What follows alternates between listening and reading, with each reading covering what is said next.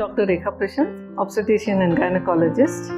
In this video, I'll be talking about cervical incompetence. Cervical incompetence is the inability of the uterine cervix, that is the mouth of the uterus, what we call, to retain the pregnancy inside the uterus in the second trimester of pregnancy, in the absence of any signs and symptoms of clinical contractions of the uterus or in labor or both. These patients usually present with repeat abortions, like abortions in the subsequent pregnancies few weeks or months earlier than the previous one. Repeated abortions, especially in the mid-trimester, that is, every abortion is earlier than the previous one. These abortions are painless abortions, especially if diagnosed at an early stage, can be treated and the abortions can be prevented. The important tool for diagnosis of this cervical incompetence is ultrasonography, or what we call it as scanning. Especially the transvaginal ultrasound gives us an accurate diagnosis to the cervical length, by which we can diagnose the cervical incompetence. The causes for the cervical incompetence can be both congenital or acquired. Congenital means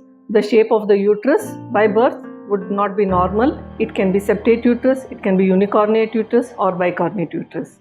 Or it can also be acquired, wherein there are cervical tears due to previous deliveries or abortions or due to obstetrical trauma. Also, it can be due to the conization of the cervix, which is a treatment for a long cervix. Ultrasound reveals the length of the cervix when it is less than 25 mm, or if the internal os is open, in which figure-like funneling of the cervix is seen. It can also be diagnosed in the pre-pregnancy period, that is in between two pregnancies, by using what we call it as number 8 Hagar dilator, which when introduced inside the cervix, without resistance, it can be put inside the cervix. And this concludes the diagnosis of cervical incompetence.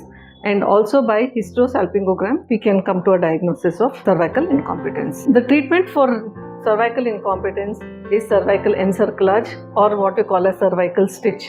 And this is done usually in the second trimester of pregnancy, or at least 1 to 2 weeks prior to the previous abortion. Here we put a stitch all around the cervix through the vaginal passage, and there is no cutting, suturing on the skin, and patients can be very comfortable post-operative as they will not be having any pain. So cervical incompetence is a treatable condition, and repeat ultrasound examinations, and if diagnosed properly, can be treated on time.